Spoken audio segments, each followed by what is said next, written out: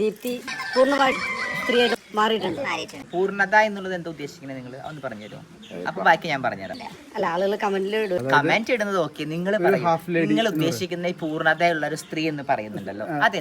അതായത് ഇപ്പൊ അവർക്കിപ്പോ ഒരു കുട്ടി ജന്മം കൊടുക്കാനുള്ള ഒരു അതാണ് പൂർണ്ണത നിങ്ങൾ ഉദ്ദേശിക്കുന്നത്. അപ്പൊ എത്രയോ സ്ത്രീകൾ കല്യാണം കഴിഞ്ഞിട്ട് പ്രഗ്നന്റ് ആവാൻ കഴിയാത്ത എത്രയോ സ്ത്രീകളുണ്ട്. അപ്പൊ അവരൊക്കെ എന്താ പൂർണ്ണതയുള്ള സ്ത്രീകളല്ലെന്നാണോ പറയുന്നത്? പ്രസവിച്ച മാത്രമാണോ പൂർണ്ണതയുള്ളത്? എനിക്കറിയില്ല, അത് ഞാൻ നിങ്ങളോട് ചോദിക്കുകയാണ്, എനിക്കറിയില്ല അതിനെ കുറിച്ചിട്ട്. കമന്റിൽ ഒരുപാട് ആളുകൾ കമന്റ് പറയുന്നത് അത് വിടൂ. നമ്മൾ ഇതിലേക്ക് പോയിന്റിലേക്ക് വരാം. ഈ പൂർണ്ണത എന്ന് ഉദ്ദേശിക്കുന്നത് പ്രസവിച്ചു കഴിഞ്ഞാലാണ് പൂർണ്ണത എത്തുക എന്നുള്ളതാണ് ഞാൻ ചോദിക്കുന്നത്.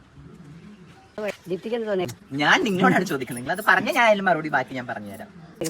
അതെ, പ്രസവിച്ചാൽ മാത്രമാണോ? ഓക്കെ. ഈ ചോദിച്ച ആളുടെ സിസ്റ്റർ കല്യാണം കഴിഞ്ഞു, പ്രഗ്നന്റ് ആയില്ല, പ്രസവിച്ചില്ല, സ്ത്രീ അല്ലേ? അതുകൊണ്ട് അവർക്ക് വേറെ എന്തെങ്കിലും ഇഷ്യൂസ് ഉണ്ടായിരിക്കും. ഒരു ഇഷ്യൂസ് ആണെന്ന് സമ്മതിച്ചപ്പോൾ ഞങ്ങള് മീൻസ് എന്നെ സംബന്ധിച്ച് ഞാൻ അങ്ങനെയാണ്.